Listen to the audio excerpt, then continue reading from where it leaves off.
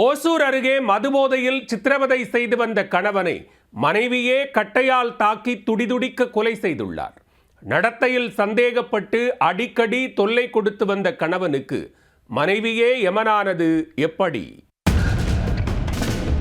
ஓசூர் அருகே தடியை அடுத்துள்ள முத்தூர் கிராமத்தைச் சேர்ந்தவர்கள் கூலி தொழிலாளி பிரகாச ரெட்டி, அவரது மனைவி நவீனா.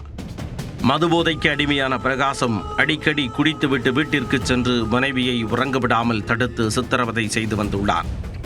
சம்பாதிக்கும் பணத்தை குடித்தே அழிப்பதுடன் மனைவியையும் பட்டினி போட்டு கடும் சிரமத்திற்கு ஆளாக்கி வந்தார். இதனால் நவீனா அவரது கணவருடன் பேசுவதை தவிர்த்து வீட்டில் அமைதியாகவே இருந்து வந்ததால் அவரின் நடத்தையில் சந்தேகப்பட்டு மேலும் பல இன்னல்களுக்கு ஆளாக்கி வந்தார்.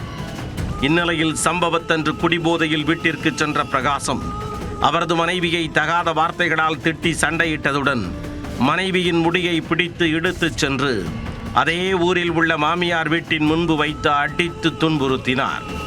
கடும் ஆத்திரமடைந்த நவீனா இவ்வளவு நாள் உள்ளுக்குள் இருந்த வெறியை மொத்தமாக காட்டியிருக்கிறார்.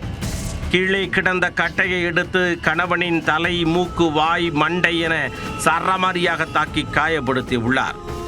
அதில் சுருண்டு விழுந்த பிரகாசத்தை ஊர் மக்கள் தூக்கிச் சென்று கர்நாடக மாநிலம் ஆனைக்கல் அரசு மருத்துவமனையில் பரிசோதித்தனர். அங்கு உடலை பரிசோதித்த மருத்துவர்கள் அவர் ஏற்கனவே உயிரிழந்து விட்டார் என கூறி அதிர்ச்சி கொடுத்தனர். இச்சம்பவம் குறித்து தகவல் அறிந்த தேன்கனிக்கோட்டை டிஎஸ்பி ஆனந்தராஜ் தலைமையிலான போலீசார் முத்தூர் கிராமத்திற்கு நேரில் சென்று விசாரணை நடத்தி நவீனாவை கைது செய்தனர். தினமும் குடித்துவிட்டு வந்து டார்ச்சர் செய்ததுடன் நடத்தையிலும் சந்தேகப்பட்டதால் கணவரை அடித்தே கொன்றதாக அவர் வாக்குமூலம் அளித்துள்ளார். இதனையடுத்து நவீனாவை பலத்த போலீஸ் பாதுகாப்புடன் நீதிமன்றத்தில் ஆஜர்படுத்திய போலீசார் அவரை சிறையில் அடைத்தனர்.